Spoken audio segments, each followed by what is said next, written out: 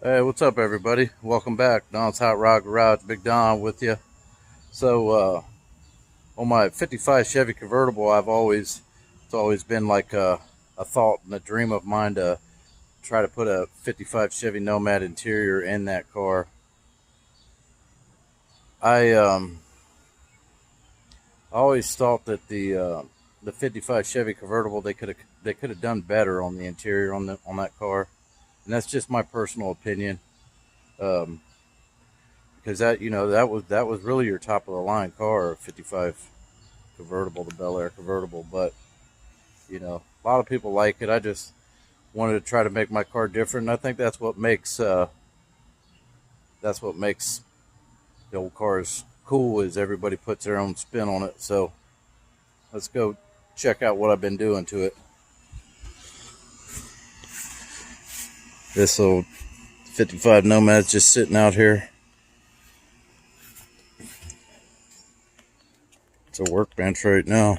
I know a lot of people's gonna have a panic attack seeing that, but life goes on. So, I don't know if I filmed this before. And keep in mind, these door panels are original off of a '55 Nomad, so you can see the armrest is a little bit beat up on it. But this will get me started, and instead of trying to make everything so daggone perfect, I really just need to keep picking away at this car, and I can always go back and make it better. So that's a complete door panel off of a Nomad. You see it's got the waffle pattern, and I actually just made this kick panel. They want like $80 for a pair of them kick panels, just the cardboard, and that I made that piece out of cardboard. And then even the little material right there matches the door panel. See if I can zoom in on it. There you go. So that's what you would have found on a '55 Chevy Nomad. And then, I don't know if it's going to show up because everything's kind of so shiny, but you see all the chrome at the very front of the dash. I went ahead and threw that in there as well. That's how I keep repeating myself, but that's what a '55 Chevy Nomad would have had, the chrome at the front of the dash. This car was originally painted, but from my point of view, sorry for shaking it a little bit, if you look at all the chrome that I added, this is chrome. It's all chrome or stainless the whole way across the top of the windshield. So why wouldn't that be chromed as well? Just my interpretation. So let's take a step back. And I threw the rear armrest in there for right now. You can even see a little peekaboo. I still gotta pull the armrest out and finish tying in the wheel well to the floor and some other things, but I'm just kind of doing what I can do right now to get my interest back up. So just block that out for a second. We'll take care of that all in due time. But you see these little door panels back here? I made them. That's all my imagination, because I wanted the front to run right to the back. Let's see if I can get a little bit better light in it. And you can even see how the trim goes through from one side to the next. So it has the front and the back matching. And I'll show you what it was supposed to look like. That's what would have originally been in the back. See how it kind of dips down? It would have matched the rear armrest.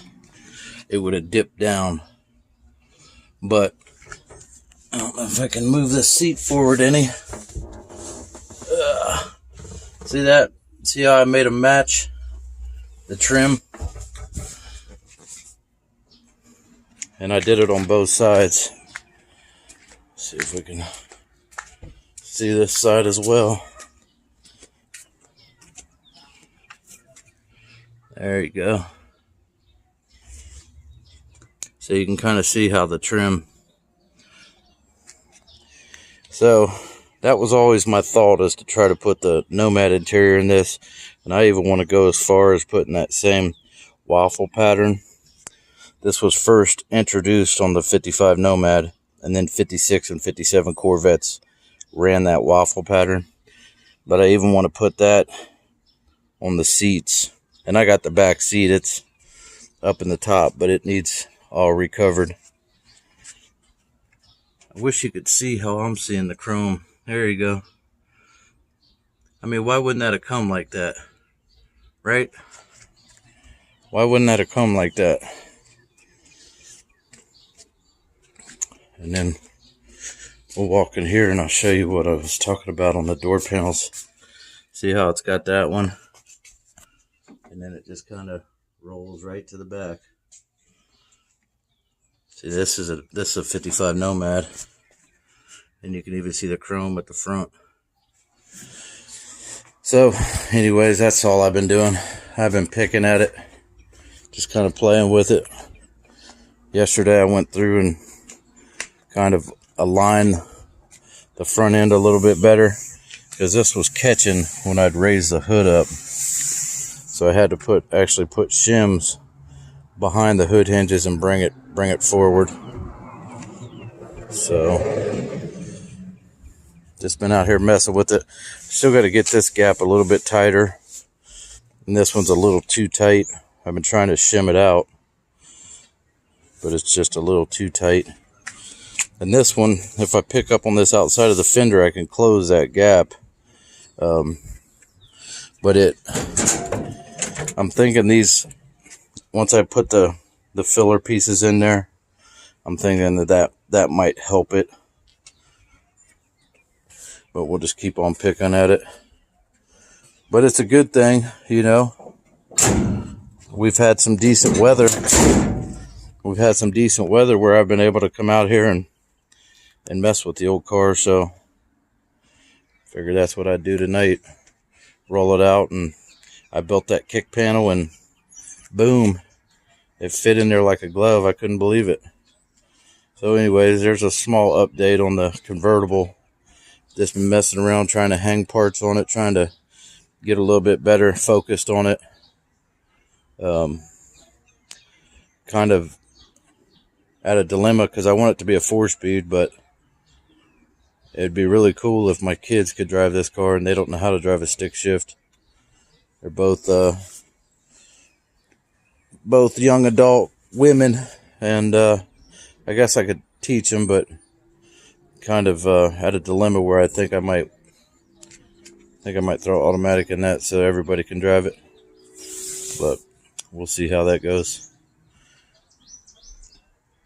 Well, thanks for stopping by Don's Hot Rod Garage. I hope to be doing more videos on this convertible real soon. I gotta learn not to work so much and maybe play a little bit more. Come out to the garage and enjoy what I'm doing. So there's that. All right, guys. Thanks for stopping by Don's Hot Rod Garage. I'll catch you guys on the next video.